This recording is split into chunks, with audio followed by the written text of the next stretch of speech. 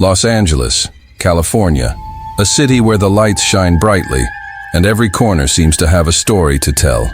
But between the stars and the darkness, the hectic life of social networks, there is a side that you never imagined could be so dark.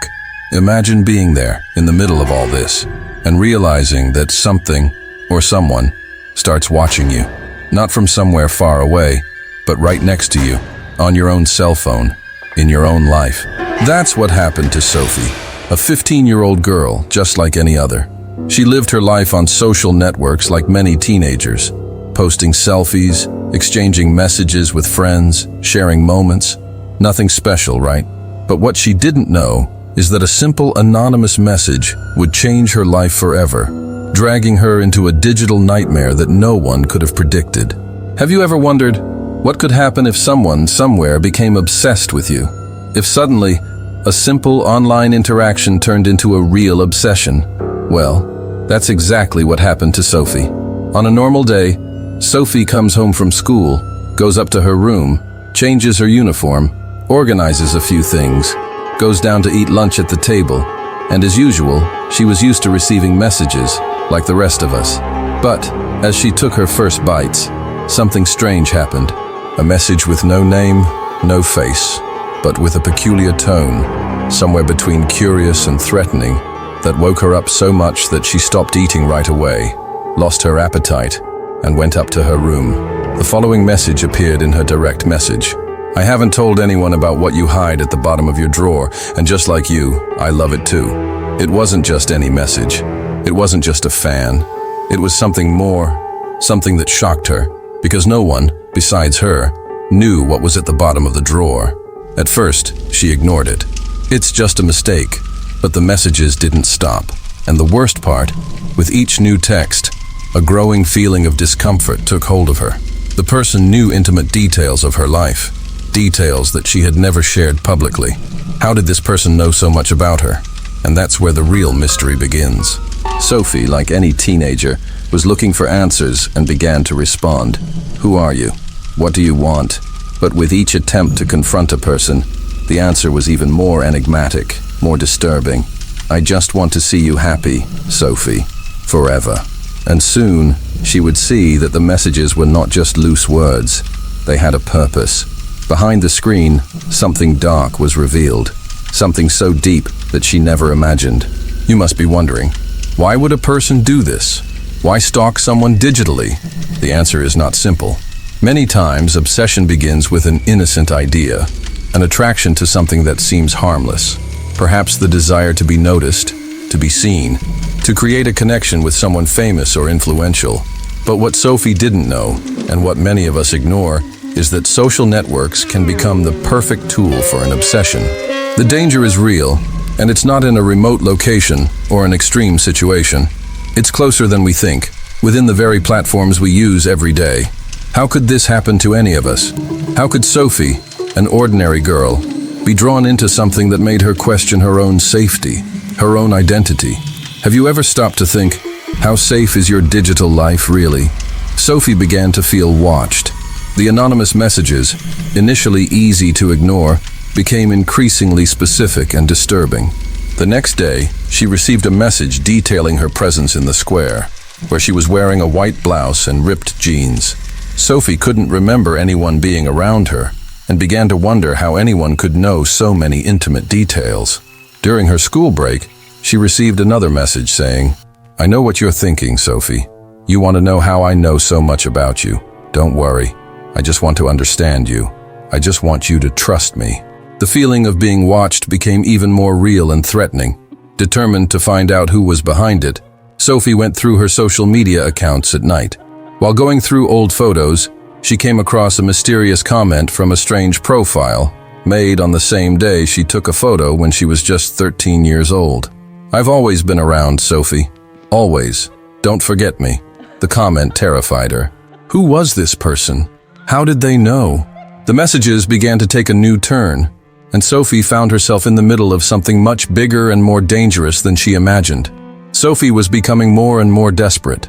The messages persisted, turning her life into a constant nightmare. During a break at school, she received an even more disturbing message. I saw you in English class today. You looked beautiful, looking at me through the window, with that lost look. This made her freeze with fear, as the person described intimate details of her routine, things that only she knew. The feeling of being watched grew, and she began to wonder how this person had access to so many details of her life. Sophie tried to calm down in the bathroom, isolated, but her mind was racing. She began to wonder who was behind these messages and what they wanted from her. When she looked at her cell phone again, she found a new message. "You're running away from me, Sophie. I just want to help you. You need to trust me." The stalker's obsession made her increasingly apprehensive and vulnerable. In one of the messages, he revealed, "You don't remember me, do you? I'll help you remember. Just let me into your mind." This terrifying request made Sophie's panic intensify. She was completely helpless. She decided to go back home, but her life had already been irreversibly invaded. Her mother noticed her strange behavior, but Sophie didn't know how to tell her what was happening. Then something unexpected happened. A video call request appeared on her cell phone. Hesitantly, Sophie answered. What she saw on the other side of the screen made her freeze in terror. A shadowy figure, faceless except for its eyes, appeared. The distorted voice said, "I warned you, Sophie. Now you can't run away anymore. I am in you." At that moment, Sophie realized that she was dealing with something much darker than a simple digital obsession. She was facing a real and unknown threat that would not leave her alone until everything was revealed. Sophie could no longer ignore the obsession that enveloped her. The messages continued relentlessly, and each vibration on her cell phone brought forth a growing fear. However, that night, the situation took an even more disturbing turn. While she was in her room, alone and immersed in an almost lethargic state, she received a message that deeply disconcerted her. "Do you remember the first time we met?" The mere mention of this first time left her speechless. Sophie had never met this strange being, nor exchanged a word with him, but the question seemed to indicate otherwise. Her mind raced in 1,000 directions, trying to understand what was happening. The truth was that she could no longer ignore the growing obsession and needed to face reality once and for all. Determined to get answers, Sophie wrote a message with trembling hands. "Where did we meet? What do you know about me?" The answer was immediate, and even more alarming. "At your birthday party, Sophie. I was there." She felt dizzy, not knowing how to deal with this information. Sophie tried to remember every detail of that party, but she couldn't identify who that person could be. It was then that a fleeting image appeared in her memory. A boy was on the periphery of the conversations, always observing, but never really interacting. His presence had bothered her back then, but she hadn't been able to identify why. Now, the memories were becoming more vivid, and with each detail, the feeling that something was wrong grew. Sophie tried to deny the idea that that person could have been at the party, but the next message was even more disturbing. "I was invisible to you, Sophie, but I was there. It wasn't the right time for you to see me, but now we're both ready for it." Sophie's mind was in tatters. What did this mean? How was he able to manipulate her perception? She could no longer tell whether these memories were real or created by this strange being. But one thing was clear. Her mind was being invaded. Desperate, Sophie typed, "I never saw you. I never met you at the party. Who are you?" The response was almost instantaneous. "I was invisible to you, Sophie, but now we're both ready for it." Reality was blurring, and Sophie found herself caught between the rational and the irrational. She could no longer trust her own memory or perception. The obsession had become more than just a case of digital stalking. The idea that this stranger had been watching her life so closely and was now ready to reveal himself terrified her. And worse still, she began to fear that he wasn't the only one. Sophie realized something even more frightening. If this stalker was here, at her party, in her life, who else could be watching? Her mind began to race, imagining the possibility that other people could be as close to her as this unknown being. Maybe the messages, the constant vibrations, were just the tip of a much larger iceberg. Her online life, her social networks, everything seemed to have become one big trap, a digital prison from which she couldn't escape. Sophie tried to rest, but her mind was racing whirlwind. Fear consumed her, and the feeling of being watched never left her. She realized at that moment that the obsession was not limited to a simple stalker, but to something deeper, more intricate, something that had been there from the beginning, something that perhaps had roots much older than she imagined. The night passed slowly, and Sophie realized that her life had been irrevocably altered. The game, if there was one, had changed forever. Sophie felt the weight of the words like a sharp blade cutting through her mind. "I am you." Those words reverberated through her body, making her feel a mixture of horror and a strange understanding that she could not identify. What did that mean? She looked at her cell phone, as if the device would be able to explain the answer that was now engraved in her mind. But there was no explanation, only a threatening emptiness. The feeling of suffocation increased. She was no longer in control. The idea that this being, this stranger, could be an extension of herself, something she had always tried to suppress, made her stomach turn. Sophie tried to process the idea, but she couldn't understand how it was possible. How could something so dark and terrifying be so deep inside her?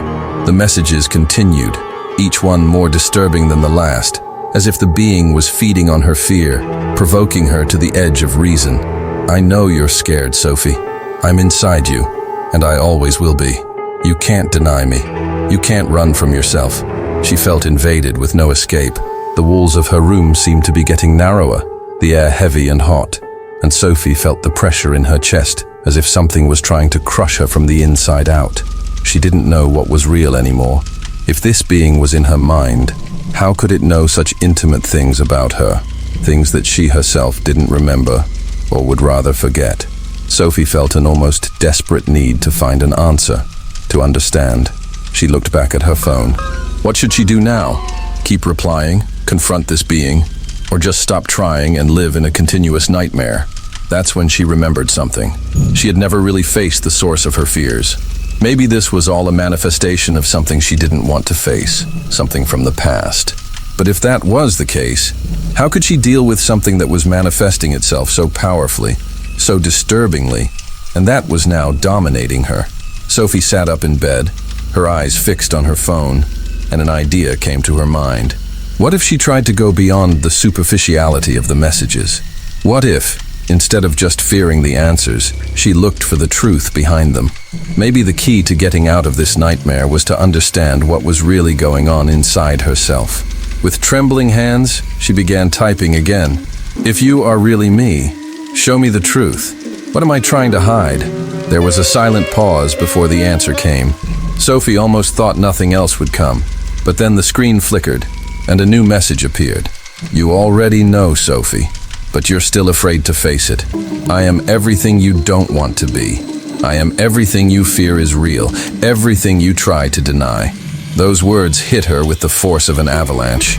Sophie felt as if she were being pulled into a dark place, where the answers were more terrifying than the unknown itself. But she could no longer run. There was no more room to ignore the truth. She knew somehow that she was about to face a version of herself she had never imagined. And as the fear turned into something deeper and more disturbing, Sophie felt there was no going back. Whatever was happening, she had to deal with it now. Not just for her safety, but for her own understanding of who she really was. The feeling of being watched, manipulated, was perhaps just the beginning of something much bigger, something that involved Sophie's very essence, something that challenged her to confront her own fears, secrets, and limitations. Now, she was ready to face the truth, no matter how dark it was. Fear was now a constant monster, faceless, but very real. Sophie felt like her life was slowly disintegrating, as if the world around her were a broken mirror, each piece reflecting a distorted version of herself. The obsession that had previously been limited to texting and her cell phone had now infiltrated every aspect of her existence. Her social networks, her mind, even her home. Nothing felt safe anymore. Worst of all was the feeling of helplessness, the realization that she was being devoured from the inside out by a threat that no one else could see. The video had left her paralyzed. She tried to rationalize, but there was no explanation for what had happened. She was sure she was alone in her room at that moment. There was no one there. And yet, that video was now like a trademark of her vulnerability. Someone was watching her, controlling her, and perhaps, most disturbing of all, perhaps controlling Sophie herself. The moment the video appeared on her cell phone, the voices in her head intensified. They were no longer just distant whispers. Now they were present all the time, like an undercurrent that ran through her thoughts. "You are no longer who you think you are. There is no going back," said the voices, distorted. as if trying to convince Sophie that the only solution was to embrace the obsession, to accept that she was already lost, that nothing would ever be the same again. Sophie, breathing heavily, turned off her cell phone and remained silent for a few minutes. The weight of the situation was beginning to cause her a feeling of depersonalization. She was no longer Sophie, the girl full of dreams and insecurities. She now saw herself as a battleground between the will to resist and the pressure to give in to the control of this invisible but constant force that seemed to know everything about her. The worst of all was the feeling that somehow she was becoming part of it. That which terrified her, this being or presence, was no longer outside of her. It was inside her. It was messing with her identity, with her perception of who she was. The control seemed more like a reflection of an internal struggle, of a part of herself that she could no longer ignore. At school, things started to become unbearable. Conversations with her friends, especially with Lara, who insisted on asking what was going on, no longer made sense. Sophie felt a growing discomfort whenever Lara tried to get closer. She wanted to scream, to say everything, but her insecurity made her hide even more, the feeling that no one would understand, that she was being seen as someone disconnected from reality, gnawed at her. At her mother's house, the tension was also increasing. Claudia was increasingly worried. Sophie could feel her mother's suspicious looks, the persistent questions that made her feel stranger, more lost. She knew that Claudia wouldn't believe her if she told her the truth about the messages, about the mind control, about the voices, and the constant fear. With the nightmare taking over her mind and her life, Sophie made a risky decision. She knew she couldn't just react anymore. She needed to act. She needed to look for answers once and for all. She wouldn't let this obsession take over her completely, no matter what it took. But there was a dilemma. Where could she turn for help? Who could she tell her story to without being seen as paranoid or out of her mind? Then something began to form in her mind. Maybe the only way to confront this being, this obsession, was to go beyond what it wanted her to believe. Maybe by facing this part of herself, she could discover something fundamental. Something that would reveal not only the culprit behind all of this, but the reason why she was being watched, manipulated, and maybe even transformed. Sophie knew she was heading into dangerous territory. Perhaps she was on the brink of a great discovery, or a complete breakdown, but she was determined. If she was going to be consumed by this obsession, she would do so knowing that she would not be a passive victim. She would search for the truth until there was nothing left, until she understood who the real enemy was, the being watching her, or a part of herself she had always tried to hide. With a new sense of urgency, Sophie picked up her phone again, her stomach still clenching at the thought that every message she sent could be another trap. But she knew she could hesitate no longer. She typed with trembling fingers, but with new determination. If you are really me, show me. Show me what you want from me. Make me understand. The phone vibrated rapidly, as if the device itself was eager for her answer. When the message arrived, she didn't know what to expect, but the answer came quickly. You already know, Sophie. What you fear is the truth, and the truth is inside you, closer than you think. Now, more than ever, Sophie knew she was being tested, and more importantly, she was about to discover a truth she might not be able to bear. The emotional turmoil Sophie was experiencing now took on an almost tangible form. She was at the center of a psychological war, no longer just against the stalker, but against herself. The weight of the obsession, which had previously been a distant specter, now manifested itself in every corner of her life, even in her most intimate relationships. Her mother, her best friend, even her own body were becoming territories invaded by this invisible force that she didn't know how to control. The tension at home was growing. Claudia's frustration was palpable, but instead of finding support, Sophie felt more alone every day. The distance between them, already present for some time, now seemed like an insurmountable abyss. Sophie wanted to scream. She wanted to be understood, but fear and shame prevented her. She knew that even if she shared the truth, no one would truly believe her. What she was experiencing seemed too surreal, like something that only she could feel. The silence which suffocated her was the only form of protection she could maintain.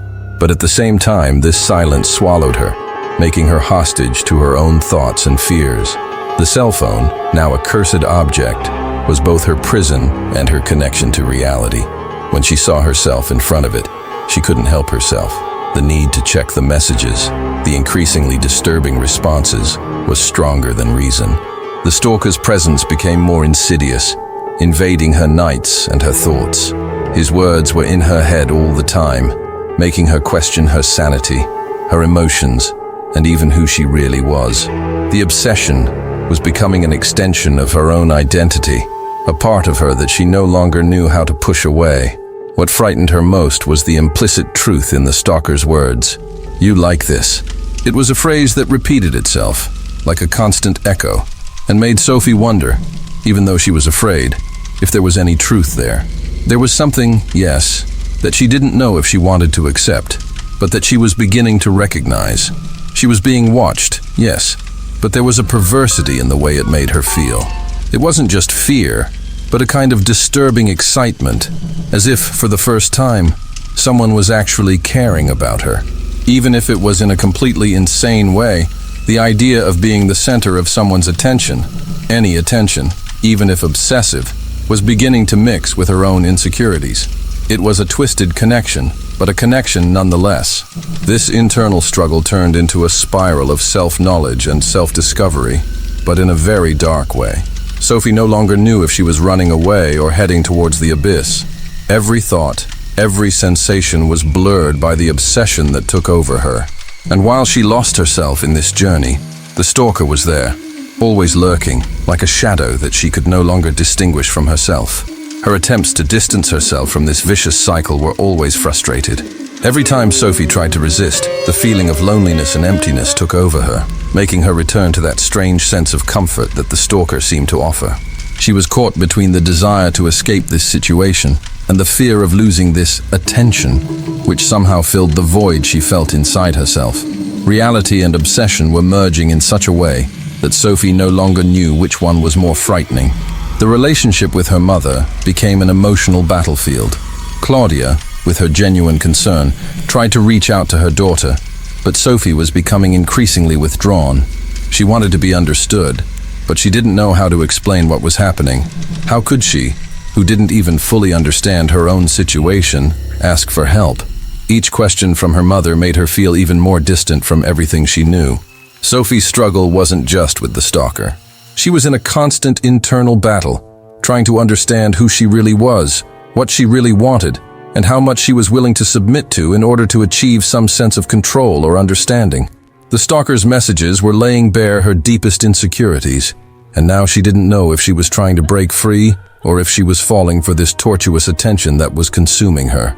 In the end, Sophie's dilemma wasn't just about how to escape this obsession, but about figuring out if she really wanted to escape.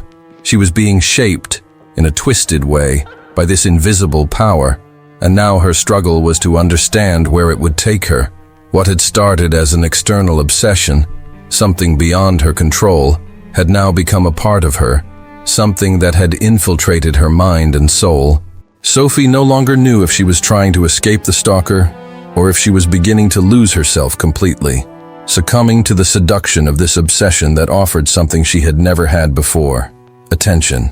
The weight of the obsession was crushing Sophie, and she no longer knew if what she felt was fear or some kind of insane attraction for the stalker's attention.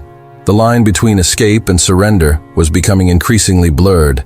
The stalker knew everything about her, what she thought, what she feared, what she kept secret. The feeling of being watched all the time was overwhelming, terrifying. But at the same time, the stalker's response, with his revelations, made something inside her tremble. She didn't want to be that person, the one who liked to be watched, to be the center of someone's gaze. But, paradoxically, there was something seductive in that dynamic, something that made her question her own emotions. The revelation of the video, in which the stalker showed Sophie's diary, not only terrified her, but exposed her in a brutal way. She had never imagined that her most intimate thoughts, those she considered only hers, would now be manipulated and used against her. How had he known? The feeling of vulnerability that it caused made her feel even more hostage, trapped between the desire to free herself and the fear of losing the only form of attention she felt. He wasn't just a stalker, but an observer who seemed to know her deepest shadows, the parts of herself that she tried to bury. But there was something more, the morbid curiosity that she felt towards those moments of revelation. Each message, each threat, seemed to feed her with a kind of contradictory energy. She wanted to know more, to understand where this would lead.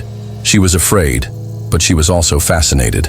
She was somehow playing along with the stalker, allowing him to shape her perception of herself. At school, the distance between Sophie and her friends, especially Lara, only grew. Lara, Sophie's best friend, tried her best to reach out to her, but Sophie kept herself more and more withdrawn. It wasn't just the fear of being judged. It was the fear of exposing something so dark, so out of control. She worried that by revealing what was happening, she would be seen as weak, or, worse still, as someone who was no longer in control of her own life. But at the same time, Sophie no longer knew where the control lay. The stalker seemed to have invaded every aspect of her life, and she was losing the ability to distinguish what was real from what was being manipulated by him. The arrival of the new message was the culmination of this growing tension. "You can't escape me, Sophie. You've already given me everything I need to possess you, and now, I just need one more detail." It was more than a threat. It was a declaration that he had already won. He knew Sophie was, in some way, giving herself over to him. The stalker was playing on her insecurities and fears, and he knew that the next step was just a formality. Not only did he have the information he needed, but he now had control of the situation, and as much as Sophie knew this, she could no longer run away. Sophie's dilemma was at a breaking point. She no longer knew whether to fight or surrender. The idea of fighting seemed futile, since the stalker had already infiltrated every inch of her life, and on the other hand, surrendering would mean losing control completely. The line between breaking free and succumbing was blurry, and Sophie felt like she was about to cross that line. She was no longer sure who she was anymore, the girl who wanted to run away from it all, or the one who, deep down, no longer knew if she wanted to move away. The psychological tension was taking over her mind. She wondered, where would the end of this obsession be? Was there a point at which she could escape, or had the stalker already conquered a part of her forever? The fear of being watched and manipulated was consuming every moment of her life, and with each new message, Sophie found herself further away from who she used to be. The control she thought she had now seemed to be an illusion, and at some point, she would have to choose: resist until the end, or completely surrender to what the stalker wanted from her. The big question was, how far would she be willing to go to find a way out, or to completely lose herself in what he was doing to her mind? Sophie's internal struggle was becoming more and more unbearable. The noose was tightening, and she could no longer distinguish where the stalker's obsession ended and where she began. The messages, the threats, the feeling of being watched, all of it was eating away at her sanity. But at the same time, there was something inside her that wouldn't let her completely surrender. She knew she had reached the point of no return. She was no longer just a frightened victim. Now she was trying to take back control of her own life, even at the cost of her emotional safety. The reflection in the mirror, the strange figure she saw when she looked at herself, struck her even deeper. Who was she now? The girl who once lived for small external validations, who worried about her appearance and what others thought, or someone more broken, twisted, who was consumed by her own shadows. She knew that the stalker was not only physically watching her, but was also invading her every thought, manipulating her emotions. He seemed to have infiltrated her very being more intimate, and most frighteningly, he was winning. The idea of opening up to Lara was painful and terrifying. Even with their friendship, Sophie feared that if she told him, no one would believe her. Or worse, it might be too late to warn anyone. The fear of being judged, of being seen as weak, or even crazy, paralyzed her. Every message, every step the stalker took, made her feel more isolated, more alone. The arrival of the message from an unknown number, with the threat of knowing exactly where she was a new breaking point. The feeling of being hunted, of being surrounded with nowhere to run, intensified. The stalker was not just in her thoughts now. He was there, in her reality, in the space around her, becoming a palpable presence. The idea that he could be watching her, waiting for the right moment to strike next, made her even more panicked.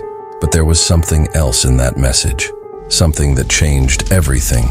Sophie, in a moment of rage and desperation, made what could be her last attempt to regain some control over the situation. By responding to the stalker, she was not simply giving in to fear or a desire for revenge. She was, in a way, asserting herself. She was saying, in a confusing but necessary way, "I am still me, and I will not be controlled by you."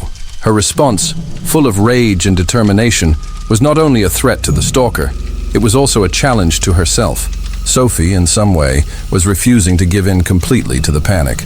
She did not know what would come next, but she knew that, in that moment, she had taken the first step out of her own mental prison. Now the game was truly underway. The stalker had taken a decisive step, and Sophie had responded with something she herself had never imagined she had: courage. But what would happen next? She had crossed a line, and the feeling of being watched and manipulated could only intensify. However, that was the only option left for her. Fight. Give in to her anger and fear, or give in completely to his control. The game was about to escalate, and Sophie, without knowing it yet, had just laid her cards on the table. Fear washed over Sophie like an overwhelming wave. The feeling of being trapped, with no way out, was terrifying. She had played her last cards, defiant, but now it was all about to come true. There was something deeply disturbing about the figure that had emerged from the shadows. She didn't know who it was, but its presence was undeniable. The feeling of being watched for so long, perhaps even before she realized it, was finally manifesting itself physically before her. Sophie, her heart pounding wildly in her chest, tried to gather her strength. Panic consumed her, but something stronger than fear surged. Anger. The anger of having been manipulated, of being treated like a puppet in the hands of someone who thought he had control over her life. She had been a victim for too long. Now, she wasn't going to let herself be paralyzed anymore. Even though the stalker was right there, in front of her, she still had a chance to turn the tables.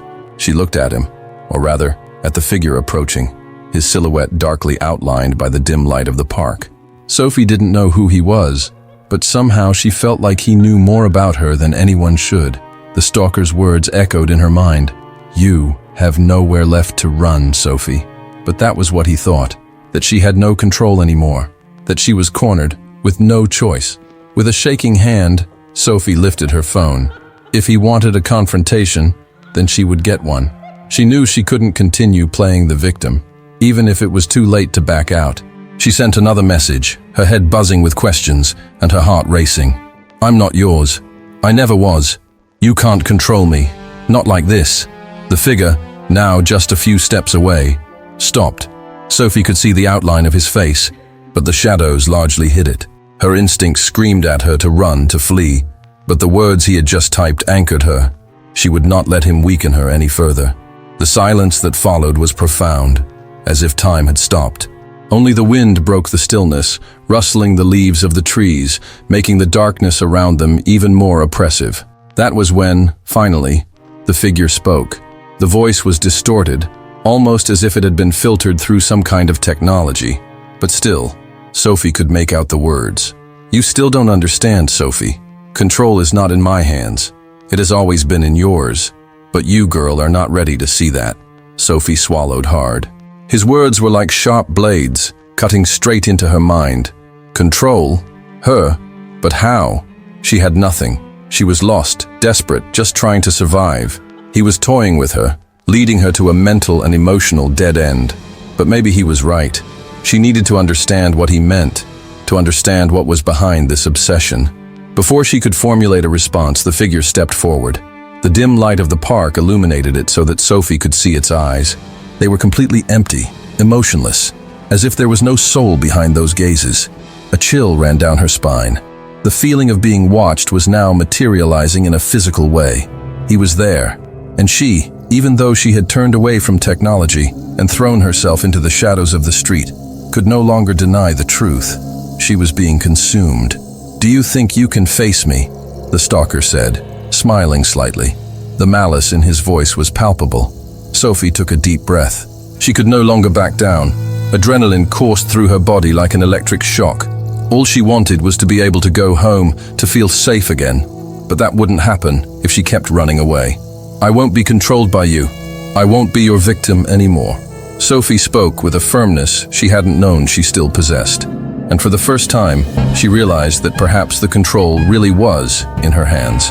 She just had to believe it. With a quick movement, she took a step forward. The heavy silence that surrounded them both was broken by her panting breath, but also by the feeling that something inside her had changed. It wasn't about running away or hiding anymore. It was about facing what was in front of her and refusing to be dominated. The stalker watched her silently, but there was something in his gaze that suggested he hadn't expected that reaction either. Sophie didn't know what would come next, but one thing was certain. The game was now closer to being played by her rules. Sophie was in a state of maximum tension, the stalker's words echoing in her mind, like a distorted symphony of threats and control. He was right about one thing. She was already too far gone to turn back, but that didn't mean she was going to give up. It didn't mean he had won. Sophie didn't know how, but there was something inside her that made her believe that this was the moment to turn the tables. Something was about to happen. The stalker took another step, but this time Sophie didn't back away.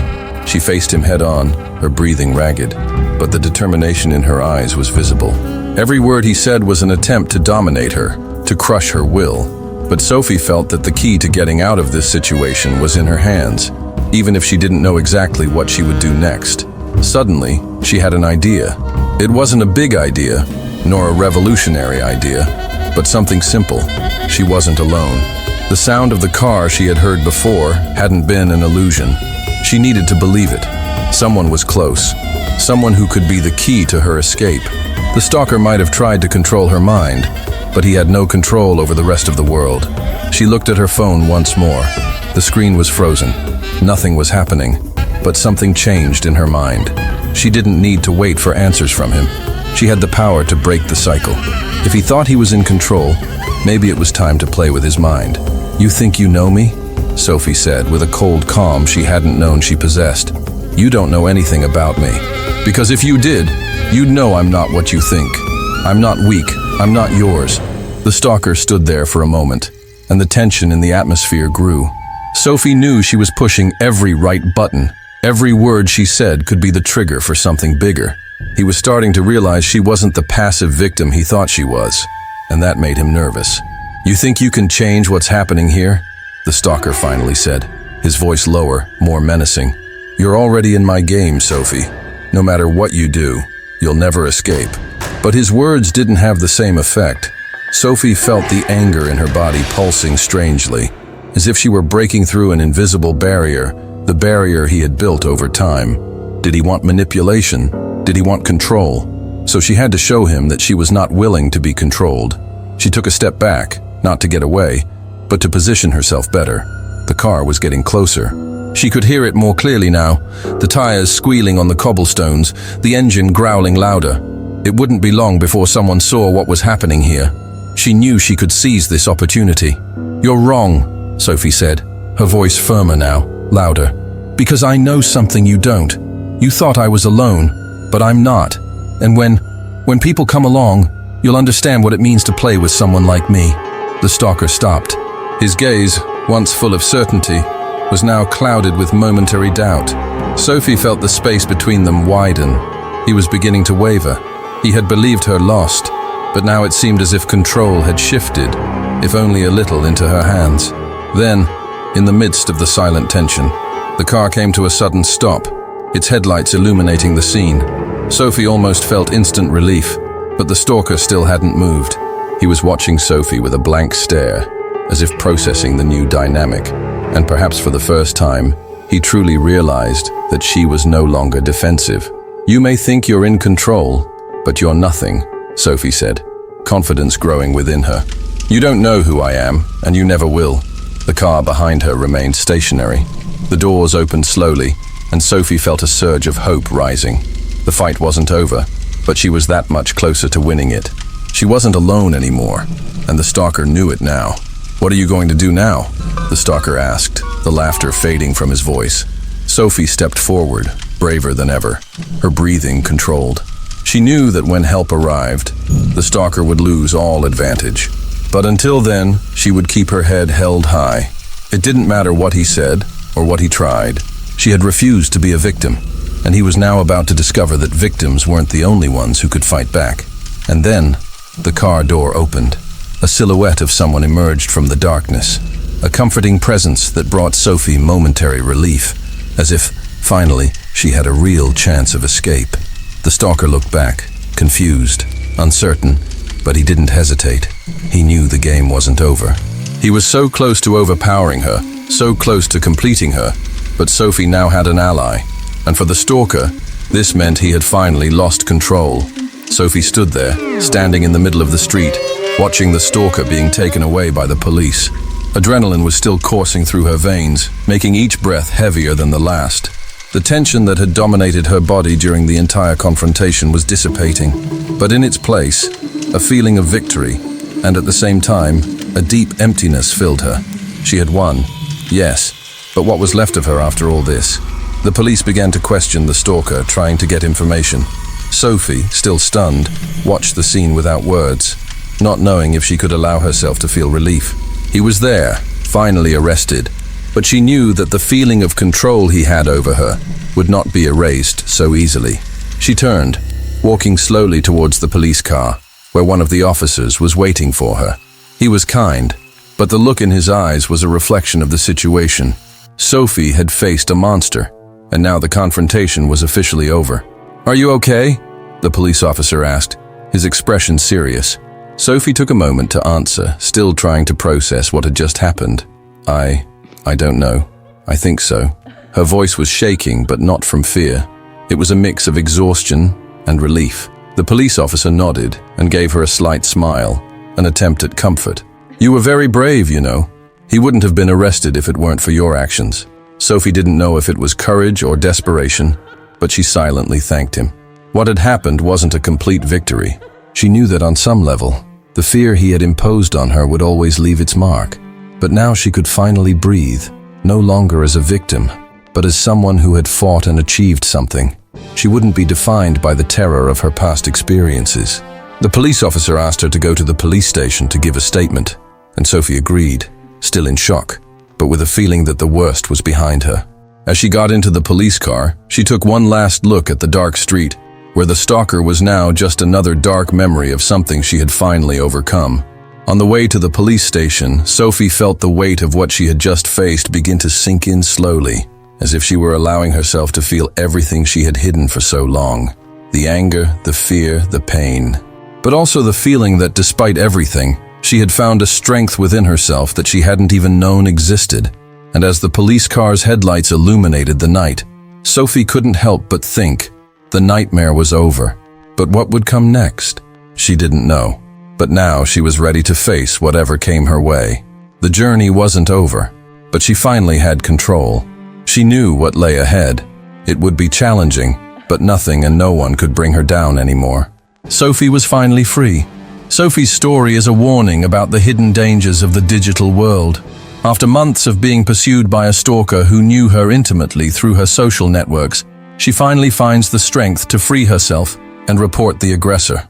Despite the stalker's arrest, Sophie does not come out unscathed. She begins to realize that, more than the stalker himself, the real enemy was the vulnerability she exposed to the digital world without realizing the risks. Social networks, which were once a space for connection, have become a trap. As she tries to heal from the trauma, Sophie decides to use her experience to warn others about the dangers of digital exposure and the importance of online safety. She begins to share tips and raise awareness about privacy, transforming her pain into a strength to help others protect themselves. Sophie's story is a reminder that we are all vulnerable online and how our data can be manipulated by external forces. Her journey doesn't end here. As her quest for recovery and self-improvement continues, she becomes an active voice in the fight for digital security.